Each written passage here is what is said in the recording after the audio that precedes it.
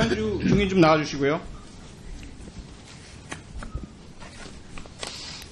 경찰청장님, 예, 이 자리에서 약속 주십시오. 예. 이 시간 이후로 우리 차현주 증인에 대해서 불이익 조치 안 하시겠다고. 불이익을 할 수가 없죠. 이런 아니, 안 하신다 약속 주십시오. 아니, 당연하죠. 네, 끝까지 무슨 불이익을 주겠습니까? 네, 이렇게 보겠습니다. 공개적으로 나와 있는데. 차현주 예. 수사관님, 예, 형사시죠? 예, 저도 형사였습니다. 알고 계시죠? 예, 알고 형사는 곤조와 가오로 삽니다. 그렇죠? 예, 네. 있는 그대로 한번 솔직하게 있는 그대로 양식 한번 얘기를 해봅시다. 솔직하게 팀장님이 그 당시에 통신사 하자 그랬을 때 뭐라고 했습니까? 정확하게 말씀해 주십시오. 정확하게. 제가 통신수사를 주장한 것은 돈을 살포한 사람 두 사람 홍 씨와 고 씨에 대해서 통신수사를 하자고 했었고, 네. 그다음 위에서 지시한 것은 돈을 받은 사람의 통신만 신청하자고 했습니다. 그 의미를 어떻게 받아들이셨어요? 솔직하게 말씀해 주세요. 뭔가 잘못됐다고 생각했습니다. 왜 잘못됐다고 생각하셨죠? 통상적인 수사 방법에서 벗어난 부분이고, 그 다음에 상식적으로 통신과 계좌를 추적한다는 것은 돈을 살포한 사람에 대해서 통신을 신청하는 게 맞는데, 돈을 받은 사람에 대한 통신을 열람했다는 게 잘못된 거예요. 그래서 부당하다고 말씀하셨죠? 부당하다는 말은 못 드렸습니다. 그냥 받아들이셨습니까? 거기서? 예. 그 사람이 팀장이었습니까? 과장이었습니까? 팀장하고 과장이었습니다. 같은 자리에 있었습니까? 예. 고맙습니다. 들어가 주시기 바랍니다. 경찰청장님, 예. 그 경찰 내에서 수사권 독립에 대해서 경찰 내 수사권 독립이 먼저 되어야 한다. 이런 주장 많은 거 알고 계시죠? 뭐 일부 있을 수 있습니다. 예. 특히 그것이 상급자, 수사 라인 밖에 있는 행정 고위직 간부들로부터의 수사 라인에 대한 간섭과 또는 청탁이나 지시 등이라는 것도 알고 계시죠? 지금은 그런 건 없고요. 아니, 그러니까 예. 그런 주장들의 대상이 알고 계시죠? 뭐 그럴 수도 있겠죠. 예. 이 사건에 있어서 지금 저 차현주 수사관의 말씀이 개인적인 공명심이나 또는 허위 사실이라고 생각하십니까? 그렇게 생각은 하지 않는데요. 예, 그런데 이제 우리 차 수사관이 네, 무슨 말씀하시는지 알겠습니다. 추적 수사를 하자고 그랬던 부분이 있어요. 네, 그 부분에 아니 추적이 아니라 그 미행을 하자고 했던 부분이 있습니다. 그게 청장님. 예. 네, 통신 수사의 대상에 대한 이야기였습니다. 예. 아니 그러니까 수사 방법에 대해서 이렇게 네, 제가 추가 질의 때. 지휘팀하고의 어떤 의견 차이가 있었다는 걸 말씀드린 겁니다. 예.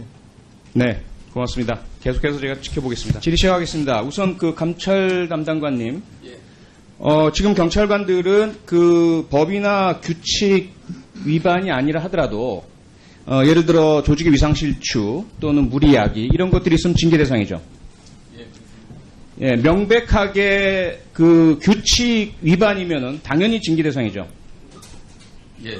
그리고 반복돼서 내려간 중요 공문 지시 사항을 위반해도 징계 사항이죠. 예, 일단. 네, 고맙습니다. 차윤주 수사관님. 예. 이 지금 오늘 논란이 되는 사건 내사 착수 며칠이죠? 3월 1일입니다. 이 수사 종결 며칠이죠? 그거는 제가 송치를 안 해서 정확히 잘 아직 모르겠습니다. 종결 안 된 거죠, 그러면? 아니, 송치는 됐는데 네. 제가 송치를 안 해서 정확히 날짜를 모르겠습니다. 네. 그러면 그 다음에요. 앞서 우리가 논란이 됐던 그 통신영장 관련한 그 지휘, 수사 지휘죠? 예. 네, 팀장과 과장의. 예. 그리고 체포영장에 대한 것도 논의가 있었습니까? 체포영장은 논의 자체가 없었습니다. 없었습니까? 그러면 그 통신영장에 대해서 수사 지휘서가 작성됐습니까? 이 건에 그 내용에 대해서 이 영장- 건에 대해서는 수사 지휘서가 전혀 없습니다. 킥스에 등재됐습니까? 그 지시사항, 지시 내용? 없습니다. 그러면 별도의 수사 서류 그 지휘 결재란에다 그 지휘 내용이 기재됐습니까? 지휘 내용은 없이 결재만 됩니다. 그 지휘 내용 기재가 안 됐죠? 예. 그러면 그 당시에 할 수 없었던 급박한 사항이 있었습니까? 급박한 사항은 없었죠. 없었습니다. 사후에 그러면 그 보안에서 서류 등재 이 세 가지가 이루어졌습니까? 세 가지 중 하나가? 없습니다. 수사국장님, 지금 들으신 내용 어떤 위반인지 알고 계십니까? 범죄 수사 규칙 몇 위반인지 알고 계세요? 이 선거사법은 진흥팀에서 아니, 합동으로- 범죄 수사 규칙을 물었습니다. 알고 계십니까? 모르고 계십니까? 지금 차 수사관의 진술 내용, 범죄 수사 규칙에 위반되는 거 알고 계세요? 모르고 계세요? 제 14조의 6, 알고 계세요? 모르고 계세요? 14조는 그 보고사항에 대한 겁니다. 제 14조의 6, 경찰 관선의 수사 지휘, 모르세요? 아세요? 알고 있습니다. 왜 생겼죠? 언제?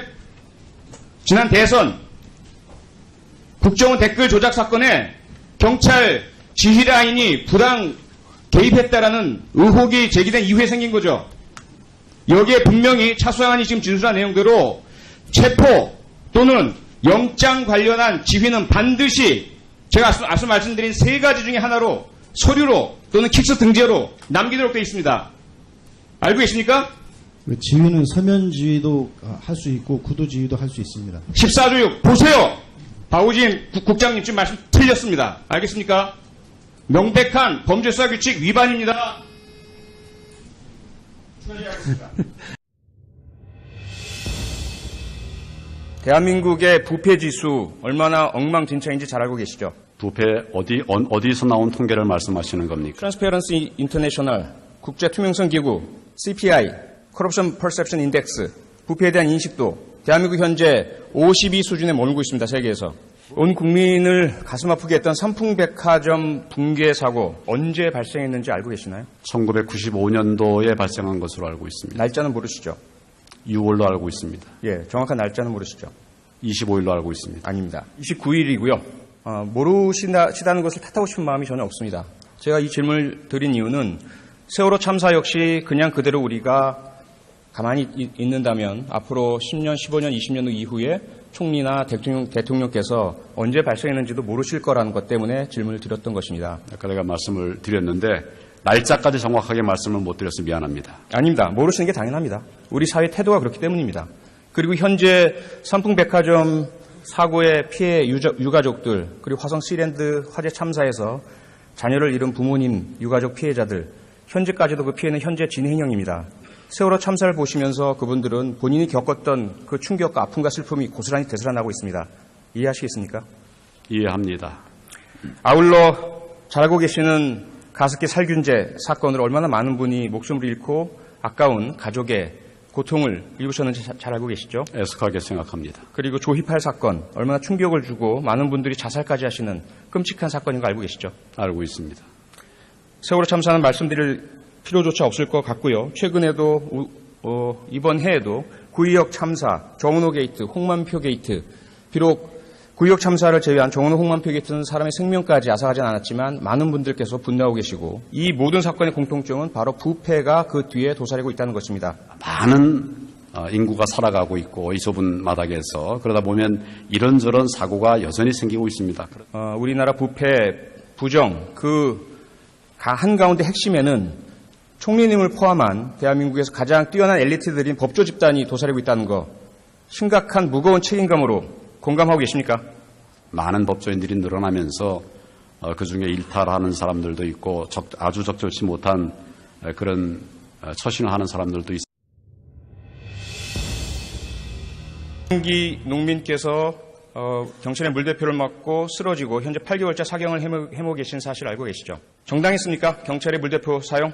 안전규칙에 따라서 그렇게 진행을 했던 것으로 대한민국에서 정당방위를 인정하는 요건 얼마나 까다로운지 알고 계시죠? 정당방위 요건 까다롭습니다. 네. 상대방이 먼저 폭력을 행사해야 하고 그리고 상대방보다 적은 피해를 스스로가 입어야 하고요. 상대방보다 더 심각한 무기를 사용하면 안 되죠. 그리고 상대방이 상당히. 만약에 전체 3주 이상의 부상을 입는다면 결과적으로 정당방위는 거의 인정되지 않습니다. 잘 알고 있죠. 정당방위의 요건이 엄격하게 그렇게 해석이 되고 있습니다. 춘천 도둑내사 사건 바로 이 경우죠. 그 부분에 관해서는 정당방위가 인정이 안 된 것으로 알고 있습니다. 교육받지 않고 전문적이지 않고 무기를 소지하는 것을 허용받지 않는 일반 시민의 정당방위 요건도 이렇게 엄격한데 교육받고 전문적이고 조직적이며 무기를 소지하고 다니는 경찰관 등 공권력 행사자의 정당 행위의 요건 마찬가지거나 더 엄격한 조건이겠죠? 다 엄격하게 해석을 하고 있습니다. 백남기 농민께서 무기를 사용한 흔적이 있습니까? 공격을 했습니까? 폭력을 그 부분에 행사했습니까? 관해서는 제가 확인을 해봐야 되겠습니다. 모르십니까? 제일 앞에 있었던 것으로 알고 있습니다. 제일 앞에 있는 것이 폭력 행사입니까? 유엔 특별 보고서에 따르면 한국 정부의 물대표 사용은 무차별적이며 그 경우에 따라서는 특정인을 겨냥하는데 이는 정당화되기 어렵다. 이 발표 동의하십니까? 반대하십니까? 우리 안보에 관해서 또 우리 안전에 관해서 우리의 법 질서에 관해서는 또 우리가 그동안 해온 법이 있고 판례가 있습니다. 그것에 따라서 해석을 해야 된다고 생각하고 우리 법과 우리 판결 감사합니다. 어제 2016년 7월 4일 서울중앙지법에서는 경찰의 살수차 운영 지침에 따르지 않은 백남기 머리 부분에 직사살수하여 그가 바닥에 쓰러짐으로써 뇌진탕을 입게 하였고 쓰러진 이후에도 그에게 계속하여 직사살수를 한 사실, 같은 날 밤 시간 불상경 부상을 입고 응급차량으로 옮겨지는 시위 참가자와 그 응급차량에까지 직사살수한 사실이 인정된다. 경찰의 이 부분 시위 진압 행위는 의도적인 것이든 조작 실수에 의한 것이든 위법하다. 받아들이시겠습니까? 한국 법원의 판결, 판례. 대한민국 국정 책임자로서 도의적으로 인간적으로 지금 사경을 헤매고 계시고 얼마나 더 버틸지 모를 70세의 노인 백남기 농민께 병문안 가시고 사과하실 용이 전혀 없으십니까? 그분에 관해서 제가 이 사태 직후에 아마 언젠가 안타깝게 생각을 한다는 말씀을 드렸습니다. 답변을 안 하십니까? 제 질문 그게 아니지 않습니까? 제가 이 사건에 관해서 제 입장을 지금 단계에서 말씀을 드립니다. 지금 단계에서 말씀을 드리는 것은 그것입니다.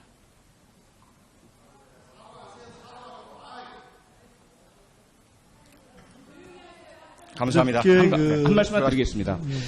그러면 지금까지 이 백남기 선생님 관련해서 사과나 조문 혹은 부검영장의 재신청이나 이런 부분과 관련해서 단 한 차례라도 청와대와 논의하신 적이 있습니까? 없으십니까? 없습니다. 한 번도 없으십니까? 예, 없습니다. 확실합니까? 예. 네. 다음으로 넘기시죠. 그러면 현재 어쨌건 국민들의 인식에는 이 백남기 선생님과 관련된 청장님 두 분, 전현직 청장님의 대응이 대통령의 뜻이다 혹은 대통령의 뜻이 아니라 하더라도 대통령의 심기경호 차원에서 알아서 하는 것이다라고 인식하고 계신 것 같습니다. 이렇게 여론이 보고 있고요. 이 사건을 한번 단순화시켜봤습니다. 왜 그럴까? 왜 우리 국민은 여기에 대해서 그렇게 생각을 하실까? 오콤의 면도날 법칙을 사용해서 아주 단순화시킨 겁니다. 다른 거 다 빼놓고요. 초등학교 1학년 바른생활 시험 문제라고 한번 쳐보겠습니다. 만약에 교실에서 뛰다가 친구와 부딪혔는데 친구가 넘어졌다면 어떻게 해야 할까요? 1번 미안해라고 사과한 뒤 다치지 않았는지 묻고 다쳤으면 부축해서 보건실로 간다. 2번 왜 위험하게 통로에 서 있었느냐? 화를 낸 뒤 난 책임이 없다고 분명히 밝힌다. 3번 모른 척하고 자리를 피한 뒤 몰래 숨어서 어떻게 되나 살핀다. 4번 정신을 바짝 차리고 넘어진 친구의 잘못과 옆에 있던 다른 친구와 부딪혀 넘어진 것 등 다른 사람들의 책임으로 돌리기 위해 치밀하게 행동한다. 무엇이 정답이라고 생각하십니까? 여기서 당연히 1번이 정답. 그렇죠. 예. 현재 경찰의 대응도 1번이라고 생각하십니까? 그렇게 국민들이 보고 백남기 건하고 이걸 동일시해서 말씀하신 건 너무 좀 지나친. 단순하로 말씀드렸죠. 너무 지나친 단순하고요. 네. 그리고 제가 볼 때는요. 예. 죄송하지만 앞서 말씀드린 것처럼 국민들께서 그렇게 보고 계시는 이유는 경찰이 현재 4번처럼 행동하고 있다라고 보고 계시기 때문이라고 저는 말씀을 드리고 싶습니다. 다음으로 넘어가시죠. 예. 네. 이게 경찰이면 누구나 다 압니다. 사과를 했으면 쉽게 넘어갔을 일들이 사과 하나 안 했다고 폭력으로 번지고 또는 교통사고를 치르고 나서도 바로 사과하고 조치를 취했으면 괜찮았을 텐데 뺑소니 치고 그래서 2차 사고가 벌어지고 이런 일들 계속 발생하고 있죠. 여기에 대해서 우리 청장님과 전임 청장님께서 초기에 진즉 사과를 하셨다면 사태가 이렇게까지 되지 않았을 것이다라는 관측들이 많습니다. 생각해 주시고요. 다음으로 넘어가 주시죠. 많은 분들이 저나 우리 야당이 시위대 편만 든다, 백남기 선생님 편만 든다. 전혀 그렇지 않습니다. 청장님도 아마 아실 겁니다. 1989년 5월 3일 제 생일날이었습니다. 동의대 사태가 발생하고 우리 경찰관 4명, 정경 3명이 처참하게 사망하셨을 때 그 소식을 들을 때 저는 경기도 이런 공수부대에서 유격훈련을 받던 중이었습니다. 이 소식을 듣고 하루 종일 울면서 유격훈련을 받았고 지금도 가슴에 많이 남아있습니다. 그리고 2013년에 17년간 투병을 하고 있던 시위 대학생의 쇠파이프에 머리를 맞고 결국은 2013년에 숨진 우리 김인원 의경 사건 역시 마찬가지입니다.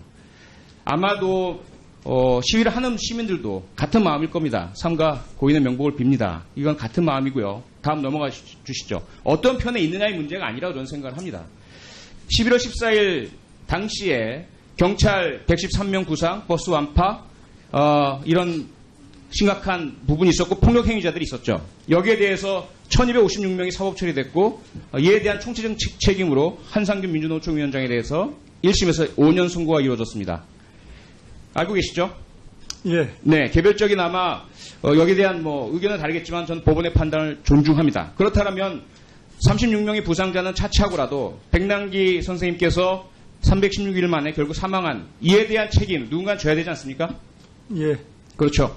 네, 거기에 대해서 물론 법적인 수사가 이루어져야 되겠고요. 하지만 검찰에서는 지금까지 317일 동안 형식적인 것 이외에 수사를 거의 하지 않고 있죠. 지금 계속 하고 있습니다. 그 형식적인 것 이외에 실제로 지난 서울청장도 했고요.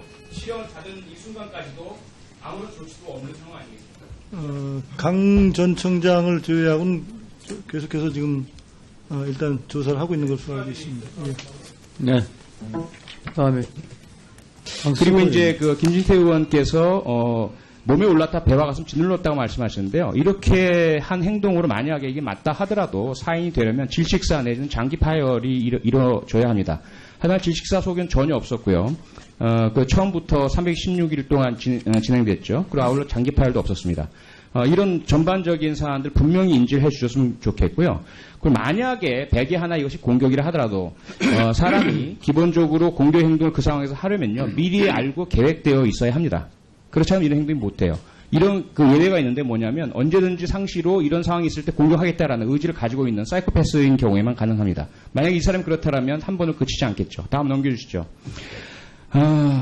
이 사안 보고받으셨죠? 25년 전 1991년 강경대 사건 노태우 대통령께서 대국민 사과하셨고요. 안흥모 내무장관도 사과하셨습니다. 그리고 경찰은 부검을 끝까지 요구했지만 결국 유족과 합의하에 부검 없이 검시 검안으로 사인에 대해서 합의를 했습니다. 지금은 그때보다 훨씬 더 기술이 발달해 있고 CCTV 동영상 있죠. 316일 동안의 진료 기록 다 있습니다. 굳이 부검할 필요 없습니다. 다음 넘겨주시죠. 우리 변사사건 처리팀에서도 잘 아시다시피 사건 발생지라는 것은 기본적으로 시체가 있는 곳입니다. 시체가 있는 곳이 아닌 곳을 발생 장소로 하려면 명백한 경우 이것이 사망 원인의 발생 장소로 봅니다. 만약에 종로경찰서에서 접수하셨다면 이것은 종로경찰서 관할 내에 있었던 당시 11월 14일 날 물대포 직사 살수가 사망 원인이다라고 한정한다는 것을 경찰적 수로 입증하는 것입니다. 답변 부탁드리겠습니다. 어떤 부분을 답변 드릴까요? 제가 말씀드린 소회라든지 전반적으로 결과적으로 하실 것인지 포함해서 아니 이제 기본적으로 이제 빨간의 때문에 부검 그런 건 아니고요. 예, 기본적으로 이제 저희가 부검을 하려고 그러는 건 어떤 절차상의 문제도 있고 외인사, 병사 여러 가지 이제 사망에 대한 논란이 있으니까 거기에 대해서 명확한 법의학적 판단을 받아놓자는 그런 의미입니다. 그리고 다만 여러 의원님들이 계속해서 그런 부분에 대해서 유족과 충분히 협의해서 대화하고 설득하고 그런 기조를 저희는 가져갈 거고요. 그다음에 아까 변사사건 처리 장소는 이제 중간지도 의원님 아시는 바와 같이 그 지침사항에 보면 발생지, 중간지도 변사사건 처리 장소로 되기 때문에 그 부분은 크게 문제가 된다고 생각합니다. 대통령께서 지난 18대 대선 선거 유세 기간 중에 공약으로서 성폭력, 가정폭력, 학교폭력, 불량식품을 포함한 4대약을 근절하겠다 공약한 걸 알고 계시죠? 특히 성폭력 등 가정파괴범에 대해서는 사형집행까지 고려한 엄중한 처벌을 하겠다 공약한 거 알고 계시죠? 4대약에 대해서는 정부가 의지를 가지고 대처를 하는 것을 기본 방향으로 강남역에서 여성분이 아무런 이유 없이 남성에게 칼에 의해서 공격당하는 사건이 발생했죠. 수락산, 사패산 그리고 섬 지역에서의 여교사 대상 집단 성폭행 사건 심지어 경찰관이 보호 대상의 여고생과 부적절한 성관계까지 맺는 일들이 연이어 발생하고 있습니다. 성폭력 범죄 발생 추계를 보면 2005년 10,000건 정도에서 2014년에는 3만 건 3배가 폭증했습니다. 그리고 가정폭력 역시 2005년 대비 4.7배 증가했고요. 청소년 대상 성폭력 역시 4배 증가 추세입니다.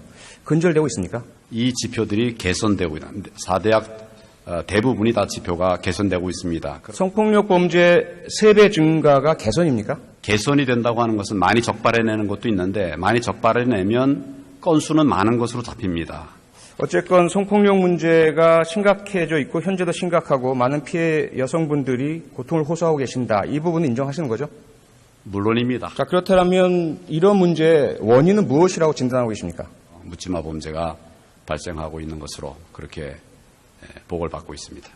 네, 상당히 잘못된 보고를 받고 계신 것 같고요. 바로 저는 그 성폭력 묻지마- 범죄를 말씀드렸습니다.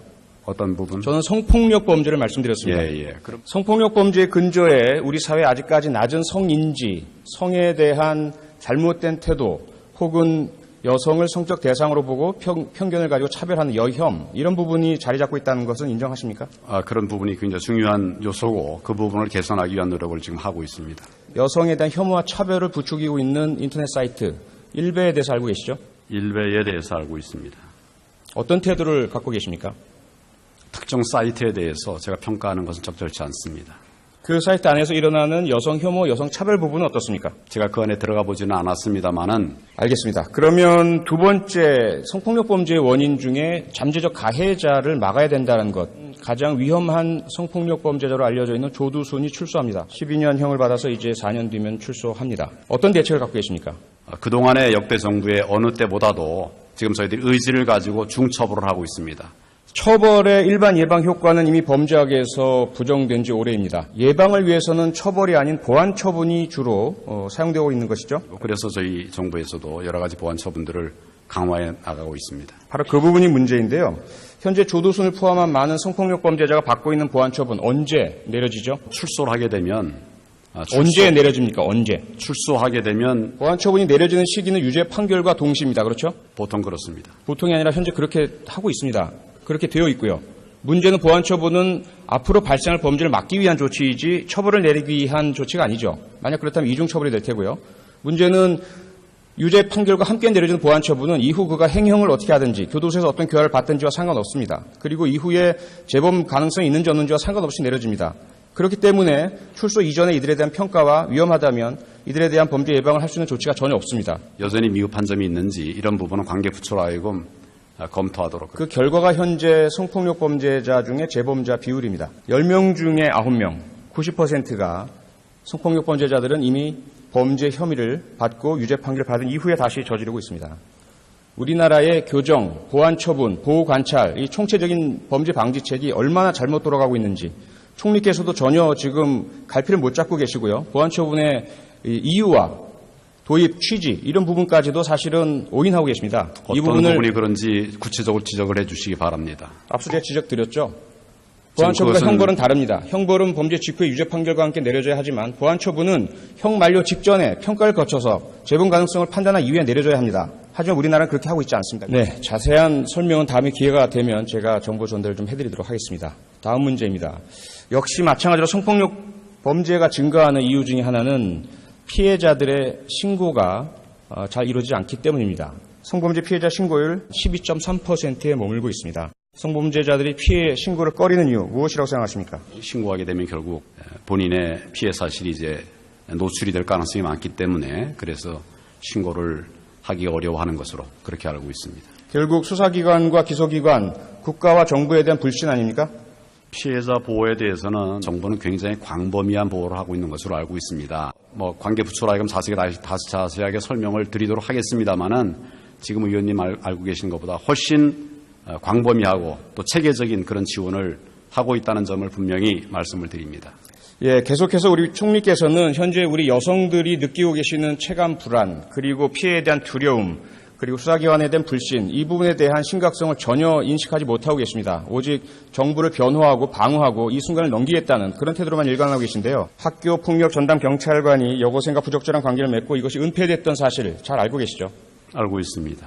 원인이 무엇이라고 진단하고 계십니까? 담당 경찰관들이 잘못된 생각을 가지고 잘못된 처신을 한 것으로 그렇게 판단을 하고 개인적 일탈이라는 말씀이신데요. 저희들의 분석은 다릅니다. 전문가들의 분석 역시 다르고요. 대통령의 4대학 척결 공약, 이것을 너무 충실하게 이행하려는 경찰이 4대학 중에서 학교폭력에 대한 예방 홍보 효과를 높이기 위해서 학교폭력 전담 경찰관 제도를 증설하기 시작합니다. 그리고 학교폭력 전담 경찰관의 선발 기준을 인지도와 호감도 두 가지로 평가합니다. 그래서 여학교에는 잘생긴 젊은 남자 경찰관, 남학교에는 예쁜 여자 경찰관, 결국 이런 사태가 벌어지는 것은 예견돼 있었고요. 아울러 경찰관들에게 부여되는 점수 중에 가장 높은 것이 홍보 점수입니다. 홍보를 잘하면 7점, 기사에 보도되면 범인, 중요 범인 검거하면 5점입니다. 이런 것들이 지금 이 사건을 만들어냈고 은폐하도록 유도한 것입니다. 의원님의 지적에는 동의할 수가 없습니다. 그렇게 동의를 못해 주시기 때문에 매번 제도의 잘못, 정책의 잘못으로 일선에서 문제가 발생하면 해당되는 불쌍한 일선 경찰관들만 늘 마녀 사냥을 당하고 있습니다. 이 부분 분명히 인식을 해 주시길 부탁드리겠습니다. 그리고 성폭력 범죄가 계속해서 증가하는 이면에는 바로 이 정부 내에 가장 커다란 원인이 도사리고 있습니다. 윤창중 전 청와대 대변인, 김학의 전 법무부 차관, 김수창 전 제주지방검찰청장, 이진한 전 고등검찰청 검사, 성추행, 성폭력 모든 혐의 사실에 대한 증거도 있고 피해자도 나왔습니다. 하지만 이들 모두 처벌받지 않았습니다. 알고 계시죠? 다시 한번 보여주시죠. 모르십니까? 이분들 전혀 모르는 분들입니까? 아는 사람들입니다. 지금 정부는 신분의 고하와 관계없이 성폭력 관련된 범죄자들에 대해서는 할 수 있는 가장 중한 처벌을 내리고 있습니다. 네, 그렇게 되길 바라겠습니다. 우선 우리 경찰의 수건이 있죠. 그동안 그 경찰 창설 이래 지속되었던 수사권 독립에 대한 수건. 예. 그리고 경찰청의 지휘 격상. 경찰청장이 차관급인데 실제로는 장관급 이상의 위중한 업무 아니겠습니까? 예. 그런 가운데 특히 검찰의 무수한 차관급 검사장들 보다도 못한 그런 대우를 받고 있는 경찰의 위상. 경찰관들이 일선에서 고생하는데 그에 합당한 처우라든지 보수라든지 수당체계라든지 필요한 장비의 어떤 현실화라든지 여러 난제들이 많지 않습니까? 경찰관 직무집행법상의 그런 경찰의 개별적인 수권 부분에 대한 명확한 지침도 없는 그런 상태, 여러모로 해결해야 될 수건이 많으시죠? 예, 그렇습니다. 그런 수건 해결을 위해서 가장 중요한 것은 국민의 신뢰 아니겠습니까? 예, 맞습니다. 네, 그 국민의 신뢰를 저해하는 가장 큰 요인이 두 가지 있다고 저는 보는데요. 하나는 계속 논란이 되고 있는 경찰의 정치적 중립성과 공권력 사용의 그런 정당성 문제. 또 하나는 경찰관들의 개인적인 비리와 공정하지 못한 그런 수사라든지 이러한 사례들이겠죠. 이 부분을 우리가 함께 해결해 나가지 않는다면 이 논란은 지속될 것으로 보입니다.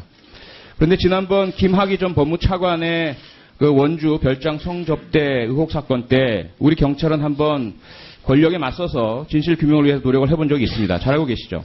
예, 알겠습니다. 네, 그 노력은 결국 권력에 힘합해서 수포로 돌아갔고요. 당시 김학배 수사국장 등 관련됐던 용기 있는 경찰관들이 모두 전보 조치나 인사 불이익 조치 받았습니다. 알고 계시죠? 예. 그 이후에 경찰은 완전히 포기한 것 같습니다. 그래서 권력하면은 그저 숨고 감추고 혹은 그대로 시킨 대로만 하는 이런 모습인 것 같고요. 지금 나라를 뒤흔들고 있는 진경준, 홍만표 전 현직 검사장의 비리에 대해서 당연히 경찰 정보망이 몰랐을 리가 없지 않습니까? 몰랐다면 경찰 정보의 유용성에 대한 의문이 제기될 텐데 어떠십니까? 그 부분은 뭐 정확히 몰랐던 부분이 있습니다. 몰랐다면 능력 부족이고요. 알았는데도 불구하고 선제적으로 과거에 김광준 전 부장검사나 김학의 전 법무차관에게 경찰의 수사 칼날을 들이댔던 그런 용기를 이번엔 보이지 못한 것, 그것은 역시 권력 앞에 약한 모습이라고 볼 수밖에 없습니다. 아울러 지금 진행되고 있는 미르 재단, K스포츠 재단, 최순실, 정윤회, 차은택 이런 사람들에 대한 정보도 당연히 우리 경찰 정보망이 포착을 했을 테고요. 사전에. 그 위해성과 위법성과 문제점에 대한 인식도 다 하고 계셨을 텐데 전혀 언론에서 보도할 때까지 아무런 미동도 보이지 않았습니다. 그런 차원에서 현재 우리 경찰이 과연 국민들의 신뢰를 받을 수 있는 그리고 엄정하고 중립적이며 독립적인 수사력을 보유한 독립적인 독자적 수사권을 줘도 되는 그런 조직인지에 대해서 국민은 신뢰하지 못하고 있습니다. 그런데 그 반대로 국민들이 생존권 문제나 또는 도저히 참고 견디지 못해서 거리로 나와서 본인들의 헌법적 권리인 집회와 시위를 하는 그 현장에서는 조그마한 불법만 있어도 엄정한 법 집행에 그런 칼날이 들이대지고 있습니다. 슬라이드 한번 보시죠. 우리 모두가 잘 알고 있습니다. 집회 및 시위의 자유는 헌법 제21조가 보장한 천부적이며 기본적이며 누구도 침해할 수 없는 시민이기 때문에, 인간이기 때문에 가지고 있는 권리입니다. 하지만 그렇다고 해서 무작정 보장될 수 있는 것은 아니죠. 헌법 제37조 2항은 국가 안보나 공공의 안전 또는 공공 복리, 질서 유지 등을 위해서라면 법에 근거가 있는 경우에 한해서, 법에 따라서, 그리고 그러한 국민의 자유와 권리가 그 본질적인 내용은 침해되지 않는 범위 내에서 경찰력이 발휘될 수 있도록 규정하고 있습니다. 이 두 가지 이 권리 작용이 충돌하고 있는 현장인 거죠. 그 하위 법률들은 모두 경찰관 직무집행법 등에 따라서 경찰이 비례 원칙이나 보충성의 원칙에 따라서 최소한의 물리력만을 사용하도록 하고 있습니다. 잘 알고 계시죠? 예. 동의하시죠? 예. 예, 다음으로 넘기시죠. 그 다음이요. 근데 이 사건에서 결국 백남기 어르신에 대해서 사용한 물대포 사용은 그 이러한 헌법부터 물대포 사용, 살수자 사용 운용 지침에 이르기까지 우리나라의 법체제에 위반이 있었다는 의혹이 제기됐고 현재 사법적인 고발이 이루어졌고 수사가 이루어지고 있습니다. 맞죠? 예. 그런데 여기에 대해서 전혀 이 사건의 수사 관할 기관이 아닌 종로경찰서가 별도의 변사 사건으로 별도 입건 조사를 하고 있습니다. 이러한 사례가 또 있었습니까? 본안 사건이 진행되고 있는데 그 사건의 관할 부서가 아닌 다른 곳에서 변사 사건을 진행한 적이 있었냐고요? 변사 처리 지침상 보면은 발생 지점과 그 중간 지도. 제 질문에 대한 답을 부탁드리겠습니다. 명확하게. 이미 수사 중인 사건입니다. 그렇죠? 예, 그렇습니다. 네. 그리고 그 사안에 대해서는 명확하게 살인미수죄와 경찰 중지조건 위반죄가 적용된 사건입니다. 그렇죠? 이 사인의 사유와 관련 없는 그런 혐의입니까? 관련 있는 혐의입니까? 다시 한번 말씀해 주시겠습니까? 살인미수죄와 경찰관 직무집행법 위반에 대한 고발 내용이 이 피해자의 사망 원인 관련이 있는 혐의입니까? 없는 혐의입니까? 그거는 그 살수차 부분에 대한 거는 검찰에서 별도로 수사를 하고 있고요. 이거는 저희는 통상의 변사 처리 절차에 따라서 진행했을 뿐입니다. 자, 현재 지금 이 사안 때문에 전국에 계시는 그 사만 소방관 또 전직 소방관 여러분 많은 분이 관심을 갖고 계시고 계속 그 주시하고 계신데요. 너무 죄송하지만 우리 세 분 장관님, 처장님 잠깐 일어서셔서 손을 좀 잡고서 결의를 보여주실 부탁을 좀 드리겠습니다. 간곡히 부탁드리겠습니다. 좋은 얘기 하겠습니다. 예, 기자 여러분들 계십니다. 저희가 금년에도 1,600명 했고요. 내년에도 1,700 하기로 했습니다. 네, 좀 부탁드리겠습니다. 예, 꼭 좀 부탁드리겠습니다. 알겠습니다. 네. 고맙습니다. 이게 왜 그러냐면요. 장관님들 각자가 워낙에 본인 업무, 소관 업무도 많으시지만 또 본인 철학도 있으시고요. 그래서 장관님들끼리 이렇게 공동 협의한다는 게 쉽지 않다는 거 너무나 잘 알고 있습니다. 그래서 굳이 이렇게 무리한 부탁드렸으니까요. 꼭 좀 부탁드리겠습니다. 예, 뭐 저희가 이 예. 문제는 특히 소방, 경찰하고 또 사회복지라든가 이런 그러니까 기본된 어떤 그 행정 서비스 수요 같은 경우는 네. 적극 반영할 경우가 있습니다. 예. 네, 거기다 추가로 어제도 말씀드렸지만 공사상 적극적인 예, 처리군. 예, 그것도 같습니다. 예. 예, 인사혁신처 처장님. 예, 네, 꼭 저희들 부탁드리겠습니다. 예, 법 제정하고 있고 노력하고 있습니다. 고맙습니다. 다음으로 넘어가 주시죠. 오늘 계속 그 뜨거운 이슈가 되고 있는 중국 어선 문제, 우리 국민안전처 장관님. 이 부분도 이렇게 간단한 문제는 아니지 않습니까? 우선은 중국 어선들이라고 해서 다 똑같진 않고요. 첫째, 한중어업협정에 따라서 그 허가된 어획량만큼 와서 합법적으로 고기를 잡을 수 있는 중국 어선들이 있죠. 있습니다. 네, 거기에 대해서는 해경이 당연히 어획량만큼을 하는지 넘어서는지 혹은 금지된 치어를 잡는지를 확인하셔야 되고요. 그 다음에 허가를 받은 게 맞는지도 확인하셔야 되겠죠. 두 번째는 허가받지 않은 어선인데 폭력적이지는 않은 어선들 있죠. 도둑. 거기는 퇴고를 시키고 네. 그리고 도망가거나 아니면 해경의 단속에 순응하는 어선들도 있고요.